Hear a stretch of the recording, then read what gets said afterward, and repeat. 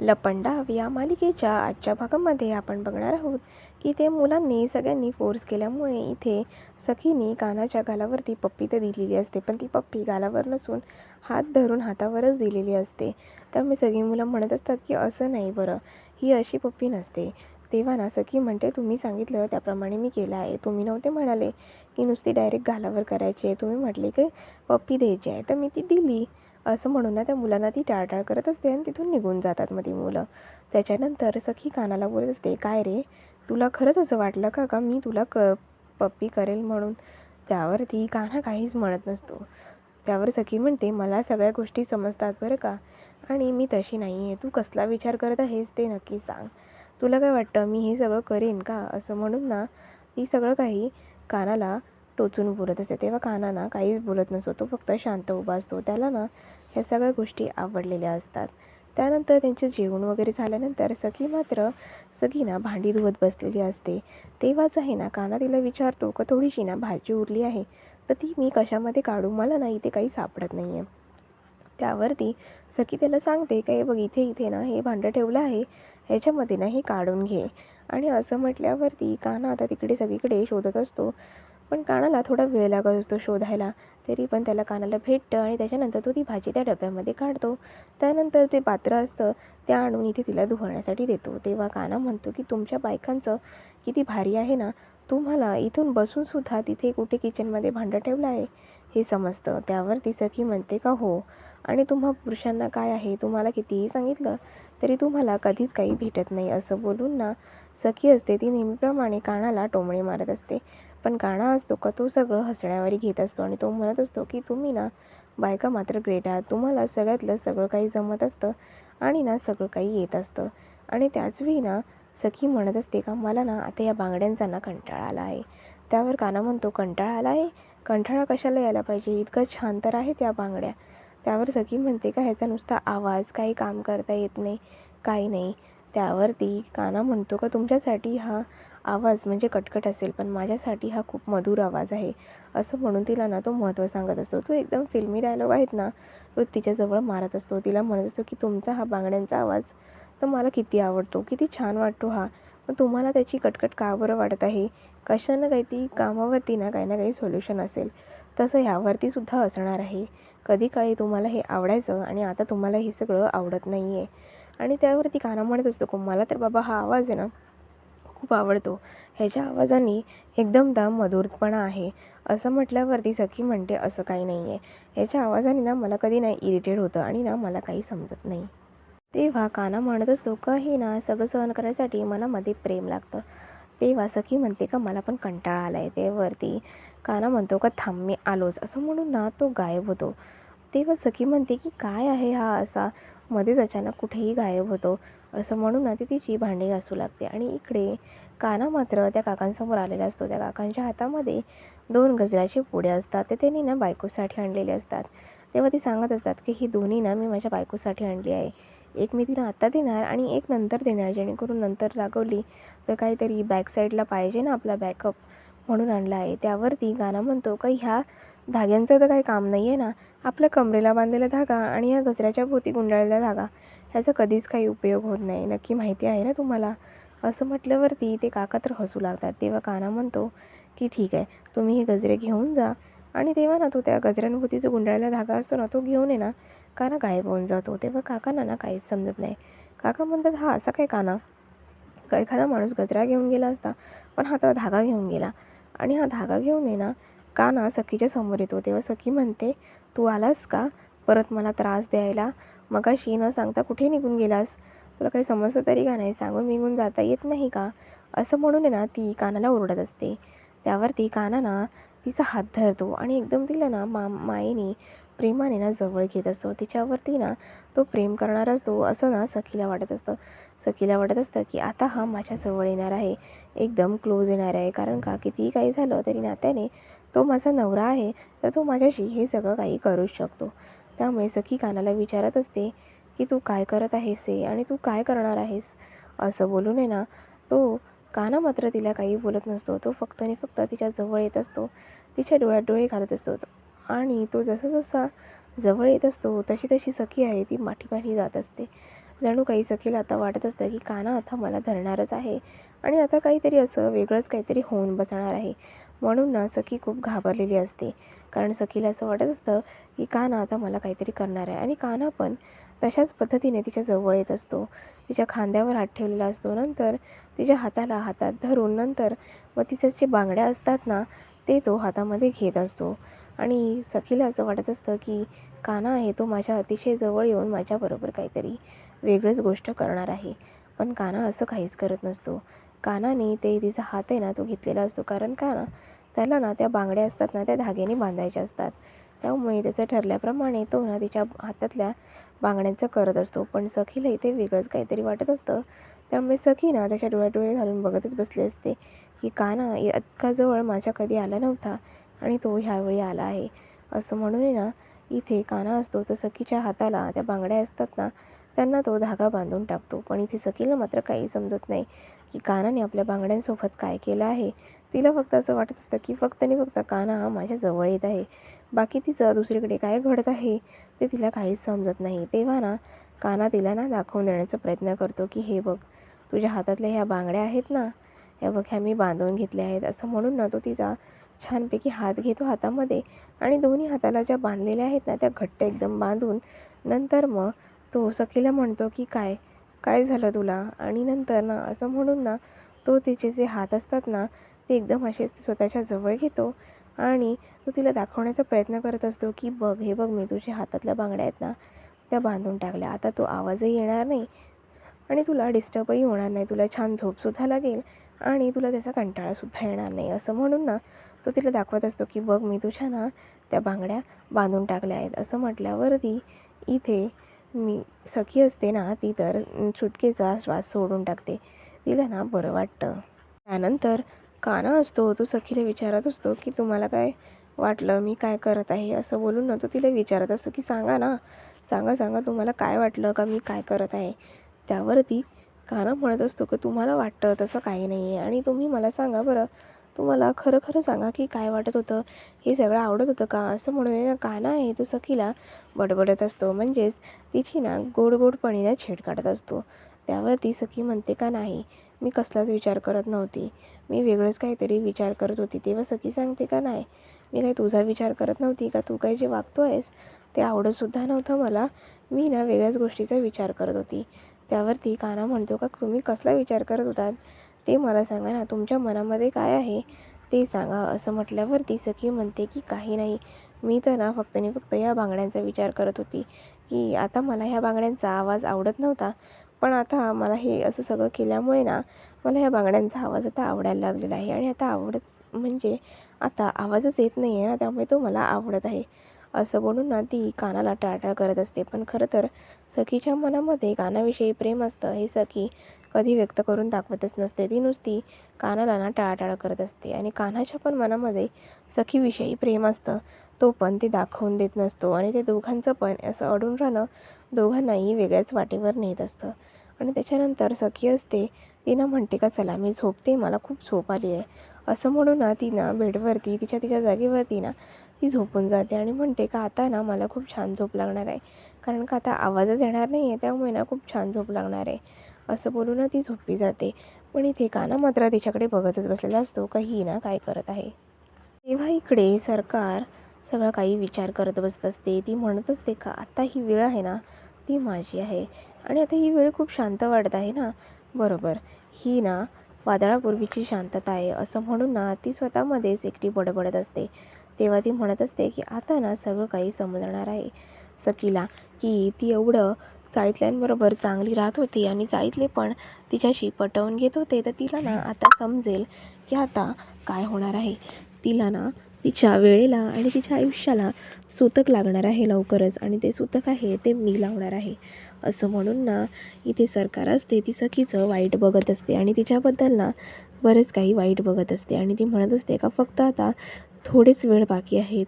म्हणून ना ती असा वेळेचा विचार करत असते आणि ती म्हणत असते आता लवकरच सगळं काही मला पाहिजे तसं माझ्यासारखं होणार आहे आणि हे सगळं ना मी घडवून आणणार आहे.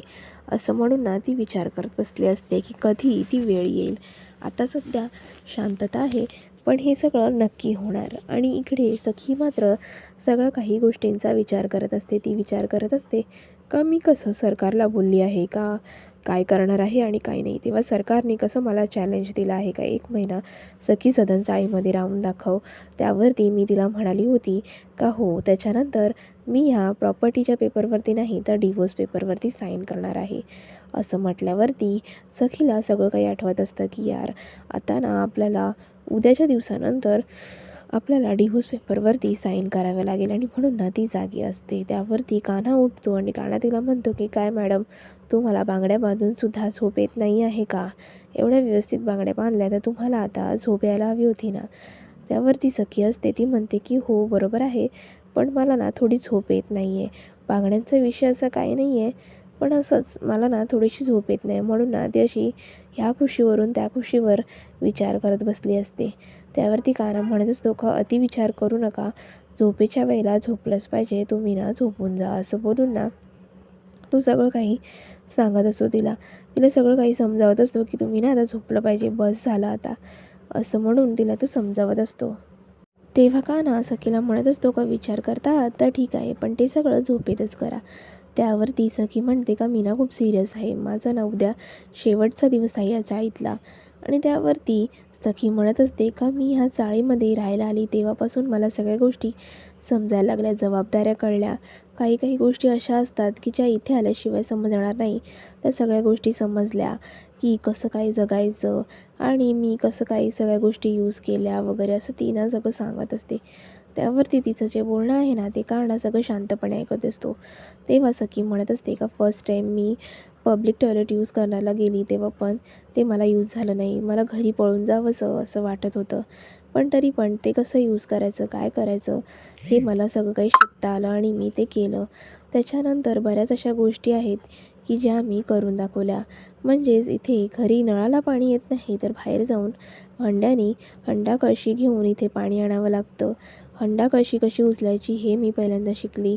सगळं काही लाईनीत उभं राहून सगळेजणं कसे पाणी उचलतात भरतात आणि नंतर मग घरी घेऊन जातात हे सगळं मी त्यावेळी शिकली. जबाबदाऱ्या शिकली. पहिल्यांदा ऑमलेट कसा बनवायचा हे सुद्धा मी शिकली. आणि कसं खातात वगैरे सगळ्याच गोष्टी मी त्यावेळेला शिकली.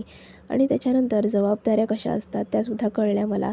कपडे कसे धुवायचे ते सुद्धा कळले. आणि त्याच्यानंतर किराणा कसा भरायचा कुठून भरायचा केव्हा भरायचा आणि किती भरायचा हे सुद्धा सगळं मला इथे चाळीत राहून शिकलं.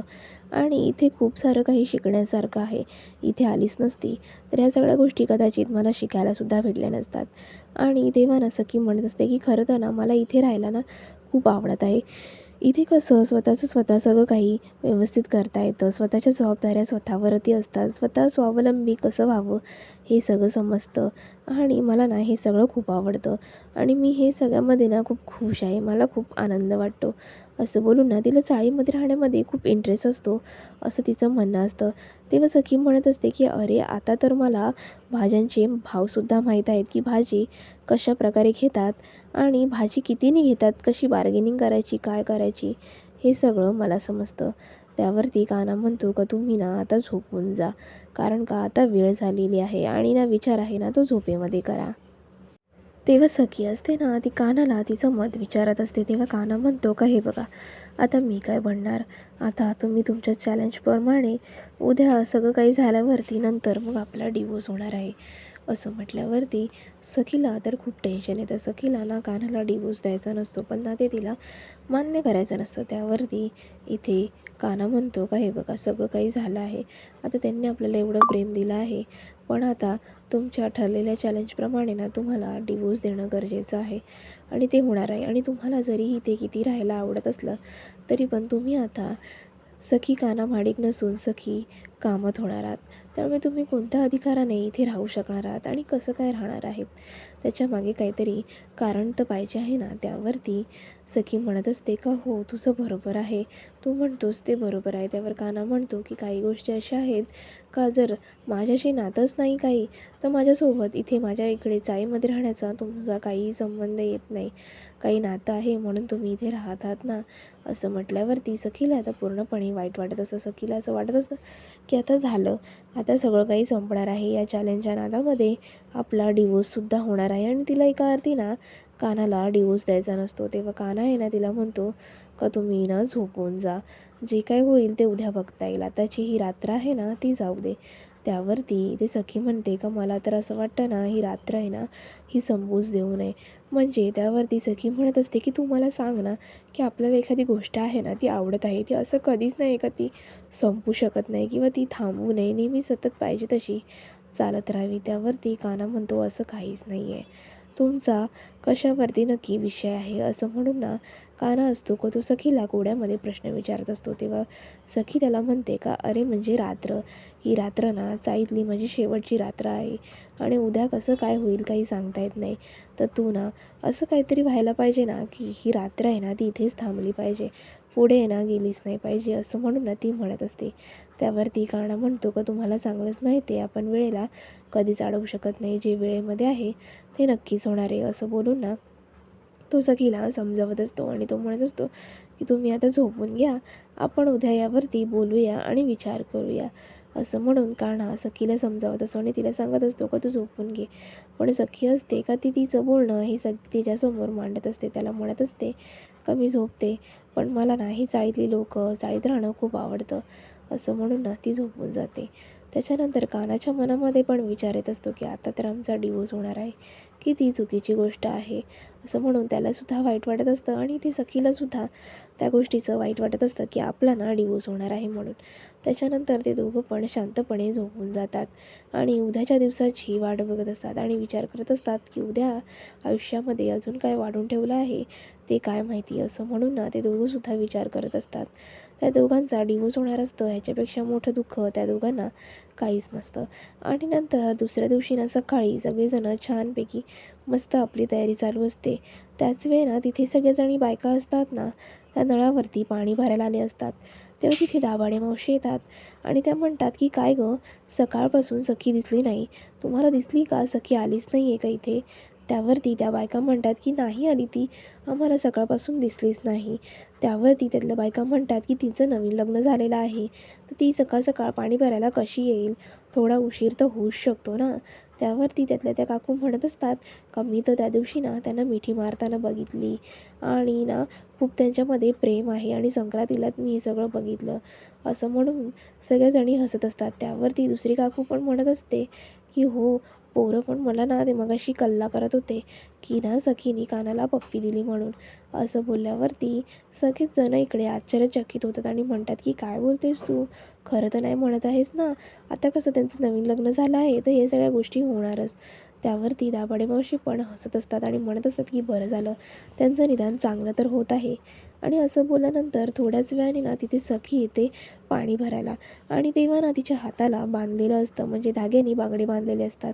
तेव्हा त्या काकू असतात ना त्या म्हणतात की बघ तिच्या हात ना बांधले आहेत, बांगड्यांना ना धागा बांधला आहे. असं म्हटल्यावरती ना सगळ्या बायका असतात त्या तिच्या चेष्टा करत असतात. तिला म्हणत असतात की काय गं, काय झालं. त्यावरती म्हणते का काही नाही, आज ना माझं थोडं अंग दुखत आहे, पाठ वगैरे दुखत आहे असं बोलून ना ती सांगत असते की माझं थोडंसं तब्येत बरी नाही आहे. त्यावर त्या बायका म्हणतात की तू असं काय केलं तरी काय की तुझं अंग वगैरे दुखत आहे, रात्री तुला कानाने झोपू तर दिली ना आणि तू व्यवस्थित तुझी काळजी तर घेतलीस ना.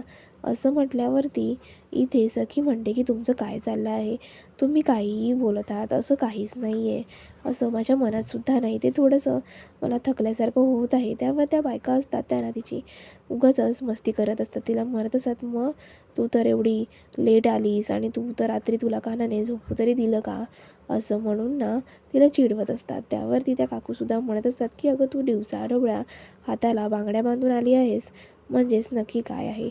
त्यावरती सखी म्हणते का ह्या बांगड्या आहेत ना मला कानानेच बांधून दिल्या. त्यावरती त्यातली एक काकू म्हणते का हां, दिवसाढवळ्या पण तू बांगड्या बांधायला लागलीस, म्हणजे नक्कीच तुमच्यामध्ये ना प्रेम हे वाढत चाललेलं आहे. असं बोलल्यावर सखीला मात्र थोड्या वेळासाठी काहीही समजत नाही. ह्या बायका आहेत ना त्या काय बोलत आहेत आणि त्या बायका आहेत ना त्या नुसत्या सखीच्या आणि कानाच्या प्रेमाबद्दल गप्पा मारत असतात. त्यांना म्हणत असतात की वा वा, आता तुमचं तर प्रेम ना खूप सारं खुलायला लागलं आहे, तुम्ही आता दिवसाढवळ्यासुद्धा बांगड्या बांधायला लागले आहात. तेव्हा सखीला काही कळत नाही. पण सखीला हळूहळू समजायला लागतं की ह्याच्यामागे कारण काय आहे. बांगड्या बांधून नक्की करतात तरी काय हे तिला नंतर समजायला लागलं. तेव्हा ती सगळ्यांना समजावायला लागली का असं काही नाही आहे. तुम्ही जसं म्हणताय तुमच्या मनात जे काही येतं आहे तसं काहीच नाही आहे. ते काम करता येत नव्हतं ना म्हणून मी ह्या बांधल्या होत्या असं ना ती समजवत असते. पण त्या बायका काही ऐकून